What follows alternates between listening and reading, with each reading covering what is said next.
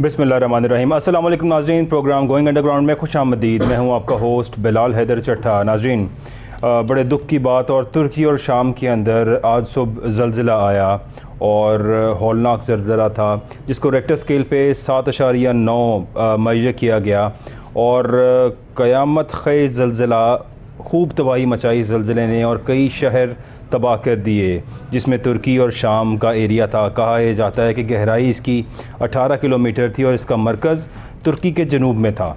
इसकी वजह से अभी तक जो है तकरीबन 1400 के करीब अमवात हो चुकी हैं और कई लोग ज़ख्मी हैं। मज़ीद अमवात का भी अभी तक खदशा है क्योंकि ज़ाहिर है अभी तक रिकवरी प्रोसेस जारी है।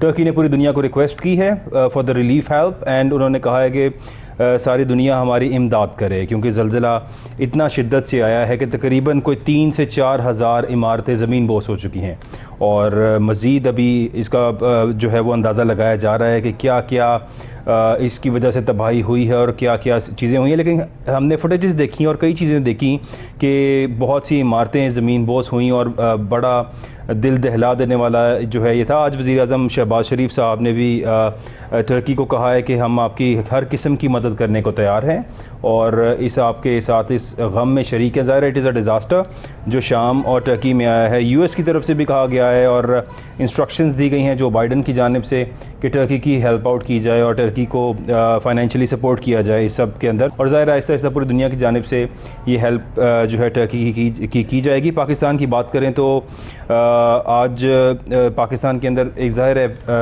परवेज़ मुशर्रफ साहब एक बड़ा नाम है पाकिस्तान का और उनकी वफ़ात हुई। परवेज़ मुशर्रफ साहब की जो मैयत है उसको जो है वो पाकिस्तान की तरफ मुंतकिल किया जा रहा है दुबई से और कहा यह जा रहा है कि उनको फ़ौजी एज़ाज़ के साथ दफन किया जाएगा।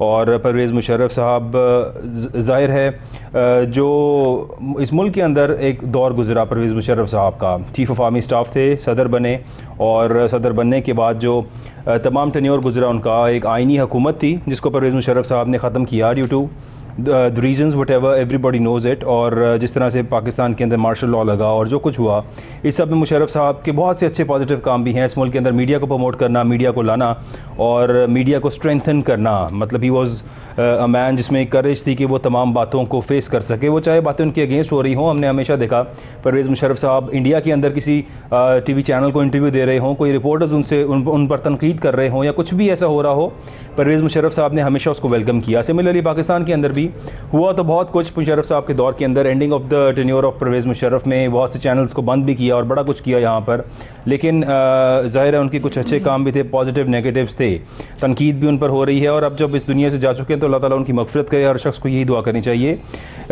इसके बाद इमरान खान साहब की बात करें तो इमरान खान साहब ने जेल भरो तहरीक का ऐलान कर दिया है और जेल भरो तहरीक को पंजाब और KPK के इलेक्शन से मशरूत कर दिया है। और ये कह रहे हैं कि जिस तरह से ये लोग हमें अरेस्ट कर रहे हैं, ज़ाहिर है शेख रशीद साहब की गिरफ़्तारी हो और बाकी सब हो, इन तमाम मौजू पर डिस्कशन करेंगे। हमारे साथ अपने गेस्ट का मैं आपसे इंट्रोडक्शन कराता हूँ। हमारे साथ मौजूद हैं आज बैरिस्टर अब्दुल्ला साहब। Sir thank you so much for joining us. बहुत शुक्रिया। साथ तशरीफ़ फरमा है नासिर शराजी साहब, senior analyst. Sir thank you so much for joining us. बहुत शुक्रिया। बात का आगाज़ करूँगा मैं अब्दुल्ला साहब से। अब्दुल्ला भाई, ज़ाहिर है जिस तरह से शेख रशीद साहब की गिरफ़्तारी का मामला हुआ और आज अदालत ने रोक दिया इस बात पर कि एक वाक़या जो पिंडी में रोनमा हुआ, इस्लामाबाद में रोनमा हुआ पेम्स के अंदर, उस पर FIR कटवाई जा रही है कराची के अंदर और मुल्क के मुख्तलिफ़ शहरों के अंदर। इस तरह की सूरत हाल नहीं होनी चाहिए, इस पर अदालत ने आज रोका। और जो राहदारी मांगी जा रही थी शेख रशीद साहब की कि हम इनको कराची लेके जाना चाहते हैं क्योंकि मुकदमा वहाँ पर दर्ज है, उससे अदालत ने उस कार्रवाई से रोक दी और ये भी कहा कि आइंदा मज़ीद शेख रशीद पे जो है किसी और शहर के अंदर मुकदमे ना किए जाएं, कि एक ही वाक़े के मल्टीपल मुकदमे हो जाना आज अदालत ने इससे रोक दिया और इस पर थोड़ा सा बरहमी का इजहार किया। How do you take it Abdullah साहब? बेसिकली बिलाल साहब, हमेशा से पाकिस्तान में एक ट्रेंड रहा है कि जो भी अपोजिशन में जाती हैं जमातें और सियासतदान, उनको पॉलिटिकली विक्टिमाइज़ किया जाता है। ये चीज़ एक हमारे कानून की बहुत कमज़ोर होने की इलामत है और इसकी जितनी मजम्मत की जाए उतना कम है। ज़रूरी नहीं है कि आप अगर अपोजिशन में हैं या आप किसी भी चीज़ पे डिफ़र करते हैं हुकूमत से या उनके बयानिए से तो आपके साथ इस तरह के काम किए जाए। इसके बरक्स अगर देखा जाए तो हमारे जितने भी सियासतदान हैं और जितने भी हमारे लोग मीडिया से मुंसलिक होते हैं अक्सर, उन सब में एक डेफेमेशन और एक झूठी खबरों को पेडल करने की भी आदत होती है। ठीक है। अब किस हद तक उसको कानून कर्व कर सकता है और किस हद तक लोगों को रेगुलेट कर सकता है, ये सारी चीज़ें एक बहुत बड़ी डिबेट है और ये चीज़ें हमें सब कुछ मद्देनज़र रखना चाहिए। ठीक है। और कानून और जजेस भी इन सारी चीज़ों को देखते हैं। जहाँ तक ताल्लुक है इस चीज़ का कि FIR एक दूसरे शहर में हो रही है एक बंदे पे, इस चीज़ पे कानूनी तौर पे तो कोई भी लिमिट नहीं है, लेकिन सेंस तो यही बनती है कि जहाँ पे क्राइम कमिट हो रहा है या जहाँ पे वो पर्सन ट्रायबल है, वहाँ पर ही उस पे फर्स्ट इंस्टेंस रिपोर्ट लॉन्च की जाए और उधर से ही उस पे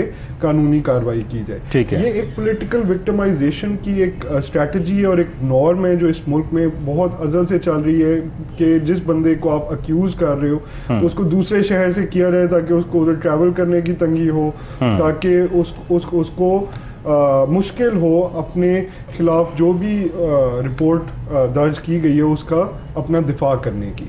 तो इस चीज़ की मजम्मत की जानी चाहिए और कोर्ट मेरे ख्याल से इस मामले में सही स्टांस ले रही है। ठीक है कि इस तरह से नहीं प्रैक्टिसेस प्रिवेल करनी चाहिए। शहबाज गिल का साहब की बात करें तो वो कहते हैं मैं थक गया हूँ, इस मुल्क में मेरे पे इतने मुकदमे हैं मुख्तलिफ शहरों के अंदर कि मैं करोड़ों रुपया लगा चुका हूँ और मैं वकीलों को पैसे दे चुका हूँ, ट्रैवलिंग के ऊपर मेरा एक्सपेंस हो चुका है, मैं अमेरिका छोड़ के आया था पाकिस्तान के अंदर इस मुल्क को सपोर्ट करने के लिए और मैं वहाँ बड़ा अच्छा अर्न कर रहा था और इस मुल्क में आया कि शायद मैं इस मुल्क में बेहतरी का कुछ सबब बन सकूँ, लेकिन वो बेहतरी शहबाज गिल साहब को खुद भारी पड़ रही है। इस चीज़ का उन्होंने एतराफ़ किया।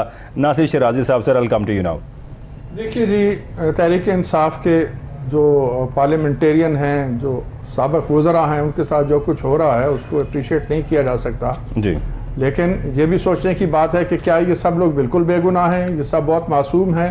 देखिए, सब पढ़ी लिखी क्लास से ताल्लुक़ रखते हैं। शेख रशीद साहब का जिक्र किया जाए तो उनकी तमाम उम्र मुख्तलिफ सियासी जमातों के प्लेटफार्म से वजारतें संभालने में और वजारतें करने में गुजरी। उनसे ज़्यादा तजर्बाकार शख्स इस वक्त कौन होगा, लेकिन क्या उन्होंने गैर जिम्मेदारी का मुजाहरा नहीं किया? उन्होंने अदालतों को नहीं ललकारा, उन्होंने कोर्ट्स के खिलाफ बात नहीं की, उन्होंने जिम्मेदार तरीन अदारा जिससे वो अपना ताल्लुक जोड़ने में फ़ख्र महसूस करते थे, गेट नंबर 4, क्या उनके खिलाफ बात नहीं की? क्या उन्होंने उस वक्त जब वो वज़ीर दाखिला थे उन्होंने ये नहीं कहा था कि हम अपने मुखालफिन को कुचल देंगे और जेलों में डाल देंगे और सबक सिखा देंगे? वो सब कुछ ये कहते रहे उनसे। लेकिन अभी तो शायद उन पे वो अल्कोहल यूज का मुकदमा उन पर किया गया कि शायद वो नॉर्मल स्टेट में नहीं थे और इसलिए उनको अरेस्ट किया गया। इस चीज का मुकदमा बनाकर देखिए, बेशुमार लोग उनकी सफाइयां दे रहे हैं कि वो नहीं पीते। ठीक है जी, कौन कौन पीता है मुझे भी मालूम है और आपको भी मालूम है। मैं इस हवाले से अपना बयान ऑन रिकॉर्ड नहीं लाना चाहता। दुनिया जानती है कि वो क्या क्या करते रहे हैं और क्या क्या नहीं करते। और बहुत ज्यादा अगर किसी ने मालूम करना है तो रहीम शाह का पुराना इंटरव्यू निकाल के देख लें। वो एक टॉक शो में बैठी हुई थी, वहां बैठ के उन्होंने शेख रशीद को कॉल की। शेख रशीद साहब लाइन पे आए, कैमरे ने सारा व्यू दिखाया और फिर जो गुफ्तगू हुई वो इंतहाई लचर और बेहुदा गुफ्तगू थी और शेख साहब उसमें शामिल थे। तो बात यह है कि ये लोग जितने दूध के धुले हैं, जितने जमजम के नहाए हैं, हमसे आपसे छुपे हुए नहीं हैं। सवाल यह है कि तहरीक इंसाफ के इन वज़रा ने अपने ज़माने में जो कुछ बोया उनको आज काटना पड़ेगा। सर, लेकिन क्या पॉलिटिशियंस को एक दूसरे को इस तरह से एक्यूज करने पे और एक दूसरे के बारे में ऐसे अल्फाज इस्तेमाल करने के ऊपर क्या पर्चे होने चाहिए? जिस तरह से सिंध से पुलिस लेने आई उनको और जो SHO साहब आए वो कहते रहे मैं डॉन न्यूज़ का रिपोर्टर हूँ, यानी वो पहले तो सिरे से मुकर ही गई मीडिया के सामने और उन्होंने झूठ बोला कि मैं डॉन न्यूज़ का रिपोर्टर हूँ। उन्होंने कहा जी आप तो इनकी राहदारी का क्लेम कर रहे थे कोर्ट के अंदर, तो बाद में पता चला वो SHO हैं। क्या अगर उन्होंने बिलावल साहब को या आसिफ अली जरदारी साहब को कुछ ऐसा कहा जिस तरह से शहबाज शरीफ साहब भी कहते रहे इनके बारे में पहले और ये खुद कहते रहे शहबाज शरीफ साहब के बारे में, तमाम सियासी हरीफ एक दूसरे के बारे में कहते हैं, क्या इतना कह देने से पर्चा हो जाना चाहिए और इस तरह से तशद्दुद होना चाहिए सीनियर सियासतदानों के ऊपर? देखिए, ये जो कुछ हो रहा है गलत हो रहा है, इसको जस्टिफाई किसी भी सूरत में करार नहीं दिया जा सकता। इनके खिलाफ हो रहा है या इनसे पहले जो गुजर गए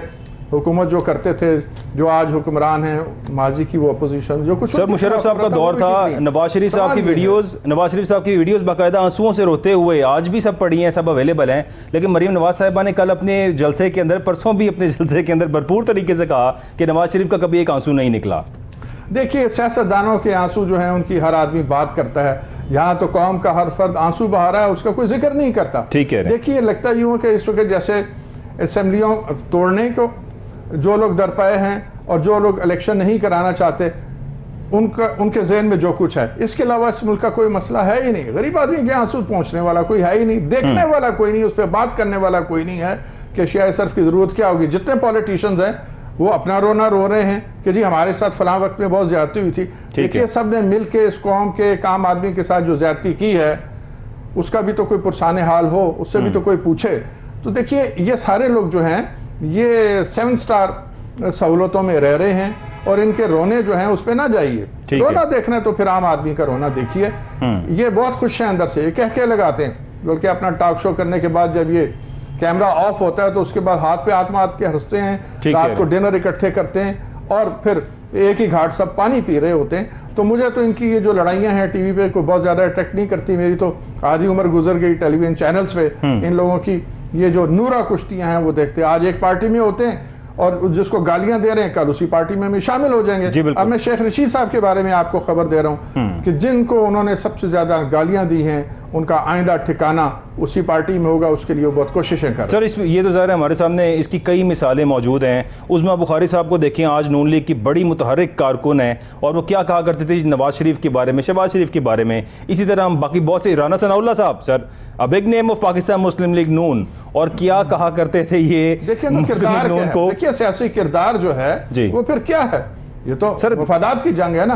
आज एक तरफ से मफाद मिल रहा है उधर शामिल हो जाएंगे, कल दूसरी तरफ मफाद होगा उधर चले जाएंगे। सर इनके लिए तो बड़ा आपसे सिंसियर नहीं है sir. It is a very easy excuse. तमाम सियासतदान ये कहते हैं कि सियासत में कुछ भी हरफ आखिर नहीं होता। इट मीन्स कि वो जब चाहें अपनी बात से मुकर जाएं, जब चाहें कुछ और कह लें। Is that an excuse in our politics? नहीं, मेरे हिसाब से तो ये नाकाबिले माफी जुर्म है। देखिए ये सारे लोग हमें और आपको, जो हमारे और आपके वोट को जो लूटते रहे हैं, वो नजरिए की बुनियाद पे लूटते रहे हैं कि हम एक नजरिए के साथ खड़े हैं। और नजरिया क्या है? पहले पाकिस्तान और आम आदमी की फलाह बहबूद। मैं तो आपको गिन गिन के बता सकता हूं कि कौन इक़्तिदार से पहले क्या बात करता था और जब वो इक़्तिदार में आया तो उसने लूट मार के नए रिकॉर्ड कायम किए। ठीक है, तो इन लोगों की बातों का अब एतबार जाता रहा है, इनकी क्रेडिबिलिटी मशकूक है। और इसी तरह आने वाले अय्याम में जब आप देखेंगे जनरल इलेक्शन अनाउंस होगा तो ये लोग पार्टियां छोड़ छोड़ के किस तरह एक दरख्त से दूसरे दरख्त पे जाएंगे। बिल्कुल वही होगा जैसे माजी में हमने देखा। तो किसी शख्स का कोई नजरिया नहीं है, सिर्फ नजरिया ज़रूरत है और इक़्तिदार का हुसूल है। तोशाखाना केस में इमरान खान साहब ज़मानती मचलके जमा करवा दी हैं इमरान खान साहब ने, और चेयरमैन तहरीक इंसाफ अब तोशाखाना केस के अंदर चाह रहे हैं कि उनकी जो है किसी भी तरह से ज़मानत हो। बैरिस्टर अब्दुल्ला साहब, welcome to you sir.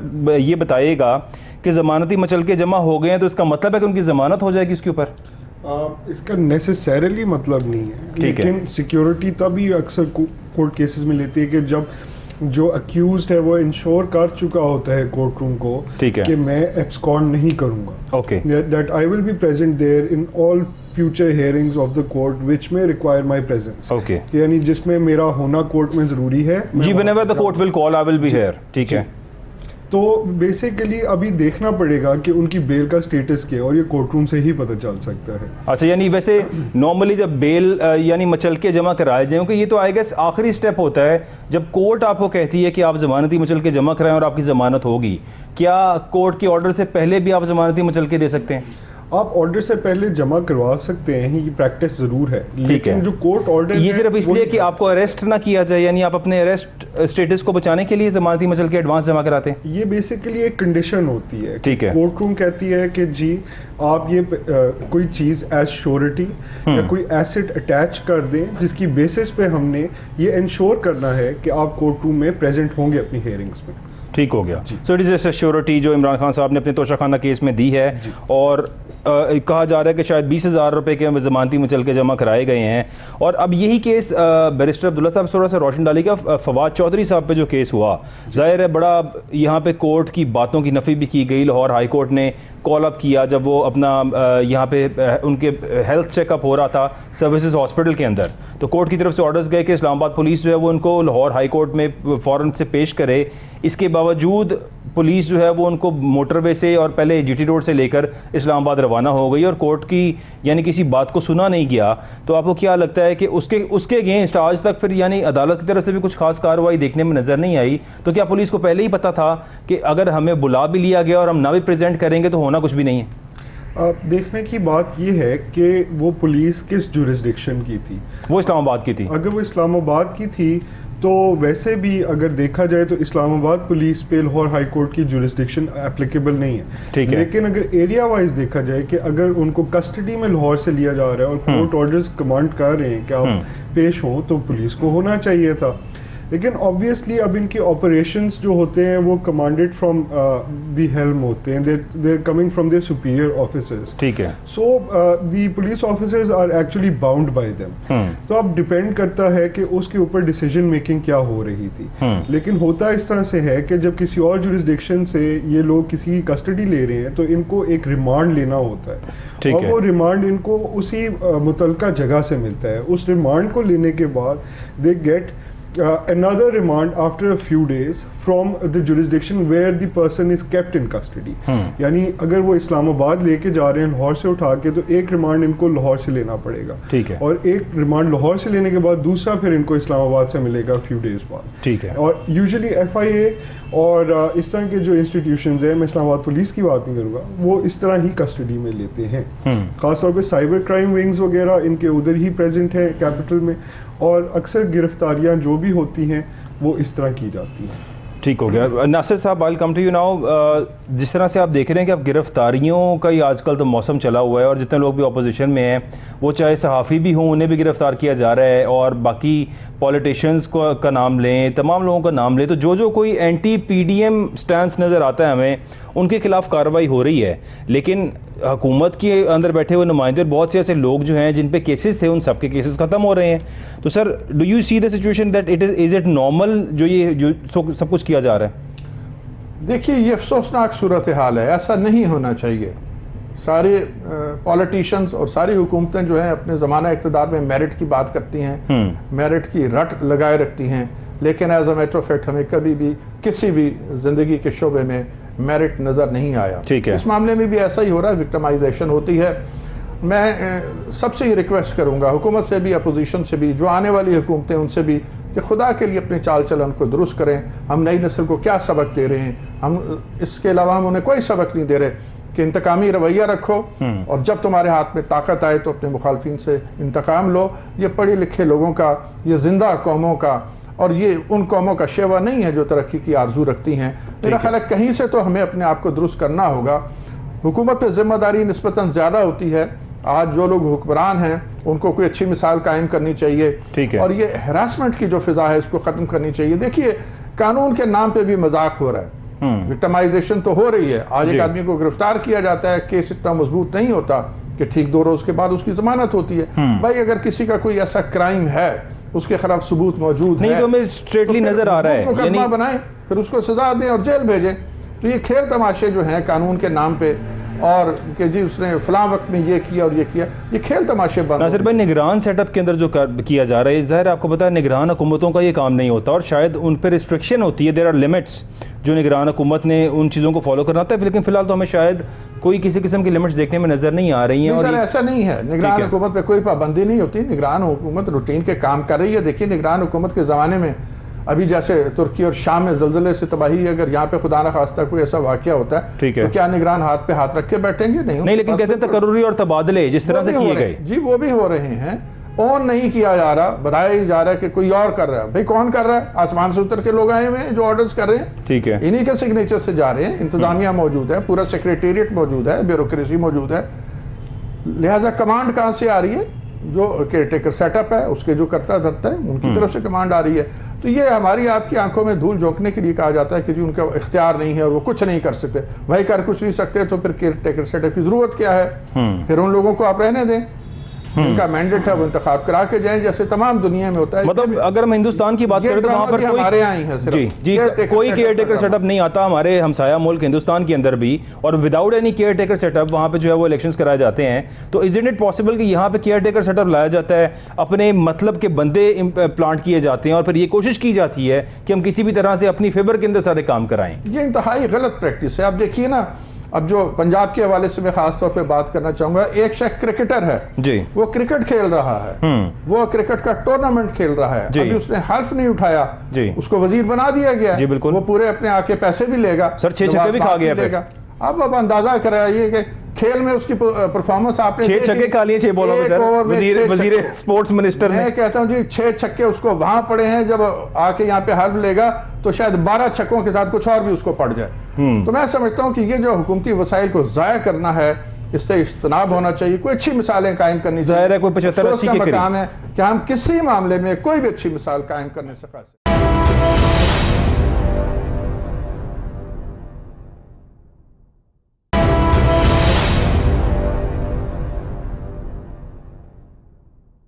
मुल्क इतने मुश्किल हालात के अंदर है कि आज फाइनेंशियल टाइम्स की रिपोर्ट का अगर मैं जिक्र करूं तो पाकिस्तान की मईशत का वो फाइनेंशियल टाइम्स ये बता रहा है कि मुश्किल तरीन दौर से पाकिस्तान गुजर रहा है इस टाइम पे, और ये भी कह रहे हैं कि और फिर फाइनेंशियल टाइम्स को ये कहना पड़ गया कि सियासतदान अपनी जमातों की बजाय अवाम पर तरजीह दें। उनको चाहिए ये है कि अवाम के रिलीफ के काम करें बजाय जो वो अपनी सियासत कर रहे हैं। यहाँ पे मरीम नवाज साहिबा को देखें तो आज शाहिद खाकान अब्बासी जो बड़े एक सीनियर लीडर हैं उनकी पार्टी के, उनको इस्तीफ़ा देना पड़ा, और इस्तीफ़ा इसलिए देना पड़ा कि मिफ्ता इस्माइल साहब के बकौल वो ये कहते हैं कि शाहिद खाकान अब्बासी साहब ने नवाज शरीफ साहब को पहले ही कहा था कि अगर आपने मरीम नवाज को जिम्मेदारियाँ सौंपी तो मैं साइड लाइन हो जाऊंगा पार्टी से, मैं रिज़ाइन दे दूंगा। और इसके बाद भी शायद मियाँ नवाज शरीफ साहब, ज़ाहिर है डेमोक्रेसी तो हमें नज़र नहीं आती किसी भी पार्टी के अंदर, हर तरफ यही नज़र आता है कि अगर ये मेरा बेटा है, ये मेरी बेटी है, तो ये पार्टी में सबसे बड़ा ओहदे की हकदार है, और बाकी तमाम लीडर्स वो चाहे जो कोई भी हों उनकी इतनी कोई इज्जत नहीं है। इस सब के बावजूद शाहिद खाकान अब्बासी साहब को मेरा ख्याल है कोई लिफ्ट ही नहीं कराई गई नासिर साहब। उनको तो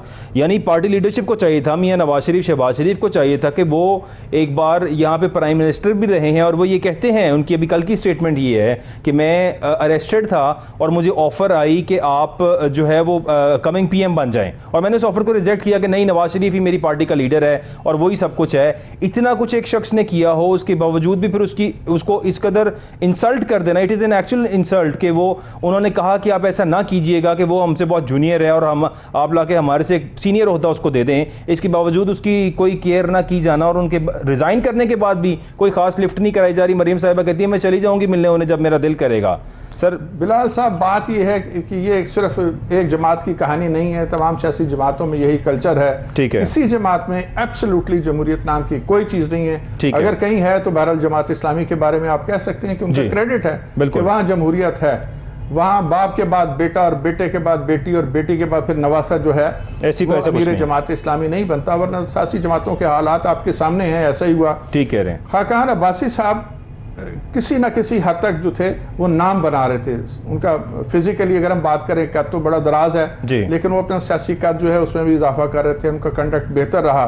ठीक है। ऐसा आदमी किसी सियासी जमात में जब सियासी कद निकाल रहा हो तो फिर उसकी टांग खींच दी जाती है। जब हीरो बन रहा हो तो जो असल है मैनेजिंग डायरेक्टर और जो पोलिटिकल पार्टीज हैं वो उसका फिर टांग खींच देते हैं ताकि ये हीरो ना बने। शायद खाकान अब्बासी साहब के साथ भी ऐसा ही हुआ। चौधरी निसार साहब देखें ऐसा ही हुआ। चौधरी निसार साहब की अगर बात करें, बड़े वो भी अहम रुकन थे और इंटीरियर मिनिस्टर भी रहे अपने दौर के अंदर, सारा कुछ जाहिर है शहबाज शरीफ साहब के खास दोस्त भी समझे जाते थे, उनको भी इसी तरह साइडलाइन किया गया और उसके बाद सोचा भी नहीं गया कि क्या कोई ऐसा शख्स भी था जिसका नाम चौधरी निसार अली खान था। देखिए पार्टी के मैनेजिंग डायरेक्टर जिनका मैंने जिक्र किया, उनकी टॉप प्रायोरिटी क्या होती है कि नहला तरीन शख्स जो है उसको अहम तरीन वजारत दे दी जाओ। वजार साहब की मिसाल आपके सामने है। अभी हम केयर टेकर सेटअप की बात कर रहे थे जिस क्रिकेटर का हमने और आपने जिक्र किया जी, हुआ क्या, उनका तकर्रुर कैसे हुआ?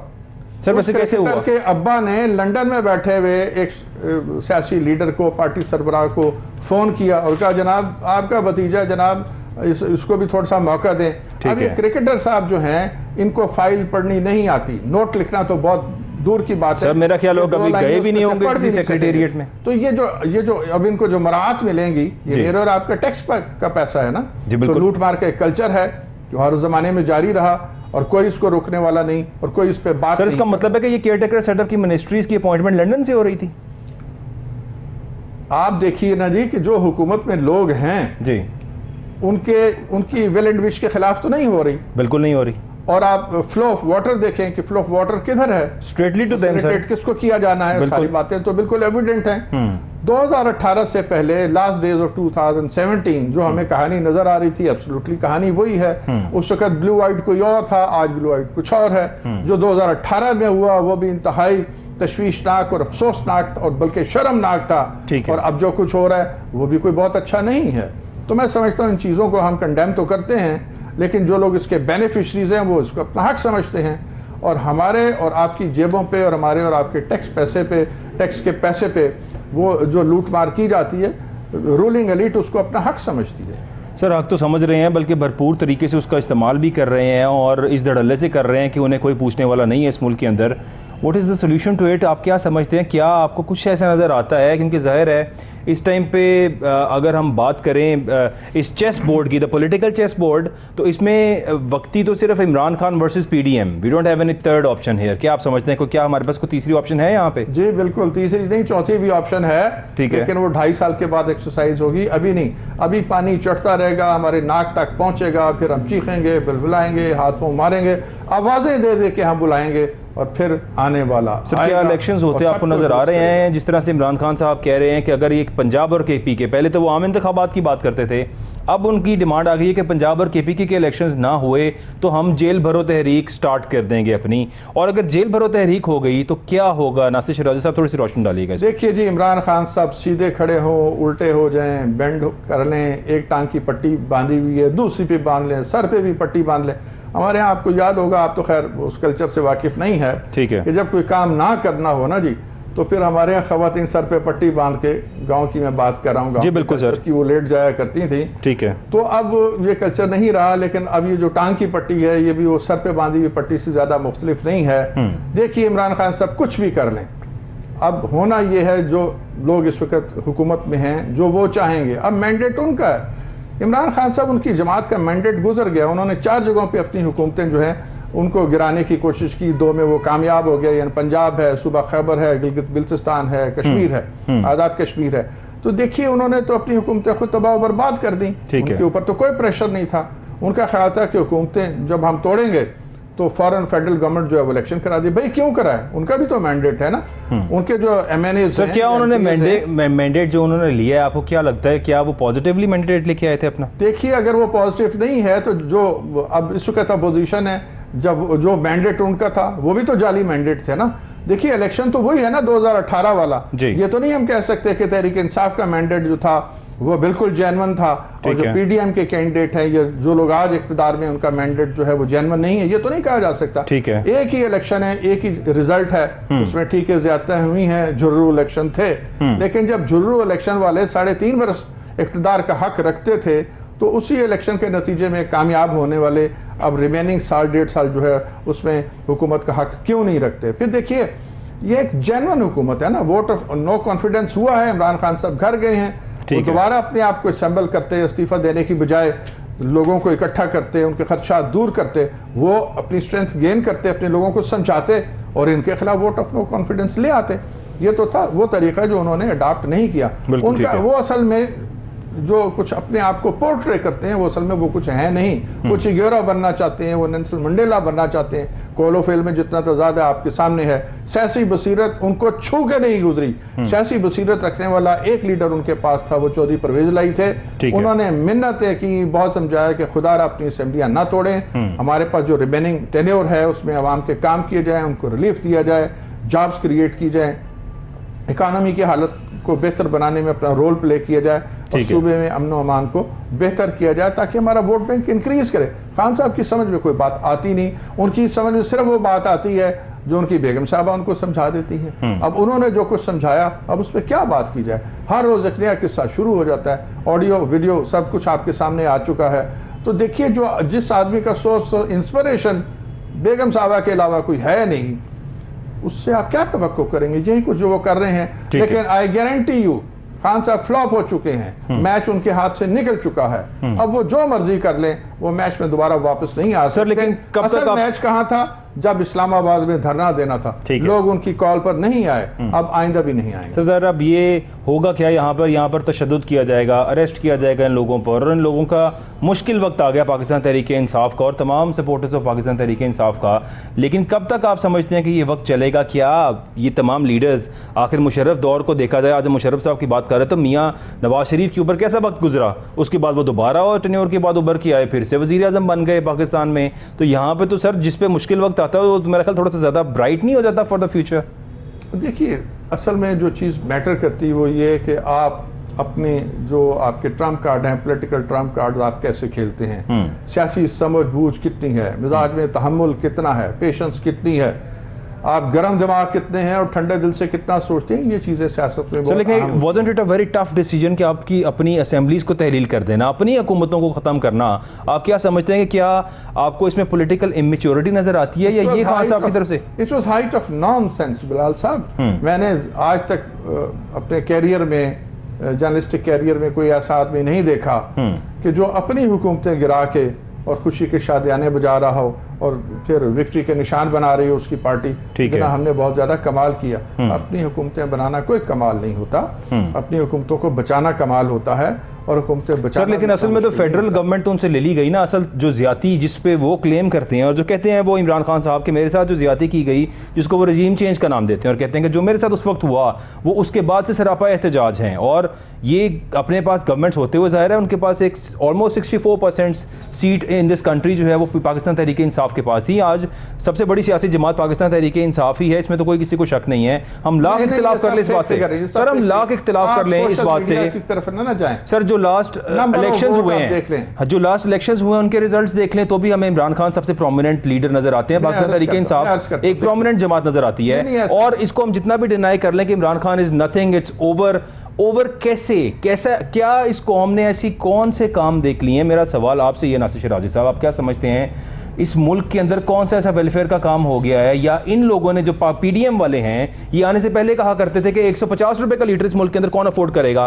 हम आएंगे, हमारे पास तजर्बाकार टीम है, ये नाअहल लोग हैं, इन लोगों को बिल्कुल काम का तजर्बा नहीं है, हमारे पास 30-30 साल के तजर्बाकार लोग हैं, ये आएंगे आपको रिलीफ देंगे। रिलीफ मतलब 150 रुपए लीटर पेट्रोल को 120-30 पे लेके आएंगे, जिस तरह भी करें। हमें ये बताया गया, ये चूरन बेचा गया, महंगाई, डॉलर का रेट देखें, तमाम चीज़ों को देखें, ये कहकर ये लोग आए और आज जिस हालात पर ये ले आए हैं इस तकरीबन 10 माह के बाद, आप क्या समझते हैं कि क्या अवाम इनसे बड़ी खुश है जो इमरान खान साहब खत्म हो गए हैं? देखिए बिलाल साहब, झुरलू इलेक्शन में 40% लोग जो हैं जनरल बाजवा और उनकी टीम ने दीगर सियासी जमातों से तोड़ के तहरीक इंसाफ में। सर वो तो सबको ही लाए, ऐसे ही लाया गया ना, किसी लीडर का आप नाम ले लें, उसको तो ऐसे ही लाया गया इस मुल्क के अंदर। नहीं है उनका जेन्युइन वोट। किस लीडर का जेन्युइन वोट था आप मुझे ये बता दें। मैं ये अर्ज कर रहा हूँ ना, ये जो हम लोग सुनते हैं और हम उससे बड़े इंप्रेस हो जाते हैं सोशल मीडिया पे, बच्चों की तकरीरें देख के और विक्ट्री बनाने वाली खवातीन के नाच गाने देख के, दैट इज नॉट रियलिटी। आप इस इलेक्शन में नजर आएगी। देखिए इमरान खान का क्लेम क्या था कि सारे चोर हैं और वो चोर नहीं है, ठीक है, तो फिर 40 चोर तो उन्होंने बाकी जमातों से इकट्ठे करके अपने साथ शामिल कर लिया और खुद चोरों के वो सरदार बन गए। वो ऐसा ना करते ना, वो इनके बगैर हुकूमत बनाते तो हम समझते उनका वोट बैंक बहुत ज्यादा है, वो बहुत ज्यादा। फिर तो मेरे ख्याल में 20 साल और लगते आने में, उनको 40 साल की इख्तियार नहीं मिलना था। Thanks God to general Bajwa. That is the reality. देखिए इस मुल्क के अंदर एक्चुअल रियलिटी ये है कि सूबाई हल्के का इलेक्शन किसी शख्स से लड़ना हो तो 5 से 7 करोड़ रुपए उसके पास होना चाहिए, और कौमी इलेक्शन का अगर इंतखाब लड़ना हो तो 10-12 करोड़ रुपए आपकी जेब में होना चाहिए। सर कौन शरीफ आदमी और कौन, जो वो इमरान खान साहब का विजन था, उस विजन के लोग क्या अफोर्ड करते थे? इन लोगों के खिलाफ, ये जो माफियाज हैं इनके खिलाफ, जिन्होंने अपने पास रिजर्व रखे हुए हैं 10-10, 15-15, 20-20 करोड़ रुपए इलेक्शन पे लगाना, और इन्होंने यहीं से गेन किया है और यहाँ पे अपने पास रिजर्व रखा हुआ है to invest in the elections. क्या आने वाला कोई शरीफ आदमी, आपकी मेरी तरह का कोई इंसान अफोर्ड करता है कि वो 15 करोड़ रुपया लगाए इनके खिलाफ इलेक्शन लड़े यहाँ पर? देखिए ये सवाल तो रियासत मदीना के बहुत बड़े मेमार जो हैं उनसे पूछना चाहिए, जिनके हाथ में तस्वीर है। तो सर उन्होंने फिर इसीलिए तो इन लोगों को साथ मिलाया जी, वो बताते ना फेसिंग द रियलिटी, इसलिए इन लोगों को साथ मिलाना पड़ा, which is my actually my opinion. Sir देखिए ना, यहाँ पे कौन इलेक्शन लड़ेगा? साथ मिलकर हुकूमत बनाएंगे तो चोरों के सरदार कहलाएंगे। फिर वो मेरिट कहाँ गया जिसकी 26 साल रट लगाते रहे? वो कहते चलिए अजीम पाकिस्तानियों को मैं लेके आऊंगा और मैं इनके हाथों में जरगमाल नहीं बनूंगा। उन्होंने कंप्रोमाइज किया for the sake of power. Sir my question again is कि क्या इमरान खान की पॉपुलैरिटी क्यों लूज हो गई?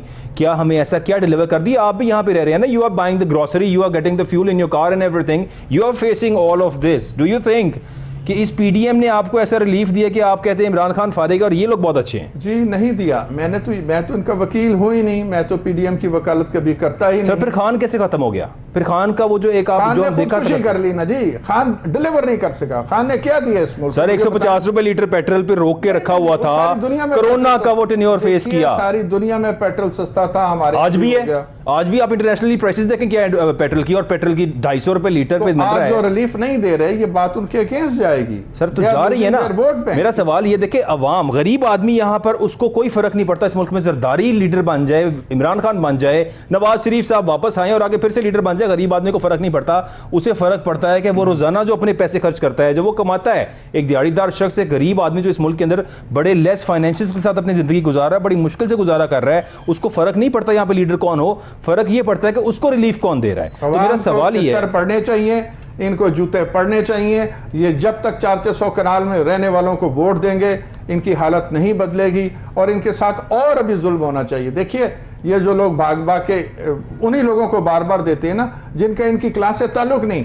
मैं इन्हीं वोटर से पूछता हूं, क्या किसी ने अपने मोटरसाइकिल वाले को वोट दिया? क्या 5 मरले में जो आदमी घर में रहता है उसको किसी ने वोट दिया? नहीं दिया। तो इस कौम का इलाज ये, इसको और जूते पड़ने चाहिए। ठीक है। अब बैरिस्टर अब्दुल्ला साहब, वेलकम टू यू नाउ। आज उसामा सत्ती कत्ल केस का जो है वो फैसला आया, 2 पुलिस एहलकारों को सजाए मौत और 3 को उम्र कैद की सजा दे दी गई। दैट इज़ वेरी पॉजिटिव, बड़ा अच्छा जो है वो रिजल्ट आया सर। लेकिन इसी तरह शाहजेब कत्ल केस की बात करें और बाकी केसेस की बात करें तो वो शायद बहुत फाइनेंशियली और बड़े रिच लोग थे, तो वो कोर्ट से बच गए, और ये पुलिस वालों के पास शायद उतना फाइनेंशियली स्ट्रांग नहीं थे, उतनी ताकत नहीं थी, इसलिए नहीं बच सके वहाँ से। ये भी कहा जा सकता है, लेकिन आपका लॉ आपको ब्लड मनी और जो इस्लामिक कॉन्सेप्ट ऑफ किसास है, ठीक है, उसके लिए आपको अलाउ करता है वो। यानी अगर सपोज कोई मकतूल है तो हमारे मुल्क में उसकी जो फैमिली है या उसके कोई ब्लड रिलेटिव्स हैं, वो अगर उनके साथ सेटलमेंट हो जाती है जो मर्डरर है या उसके इंटरजेक्शनरी से, दरअसल सेटलमेंट तो यहाँ ये होती है कि जो स्ट्रॉन्ग आदमी है वो आगे कहता है पैसे लेना तो मजबूरी है, ना लेंगे तो बाकी घर वाले भी तो हैं ना, एक तो गया है बाकी तो बचाएं। अब बाकी बचाएं के थ्रेट के ऊपर जब यहाँ पर आपको कसास करना पड़ता है तो क्या वो ठीक कसास होता है? मेरे ख्याल से वो बिल्कुल दुरुस्त नहीं होता, और इसके अंदर भी ड्यूरेस का अगर एलिमेंट आ जाए तो वो बड़ा वीक हो जाता है, and it is open to challenge in any other higher forum as well. तो legal recourse should be taken.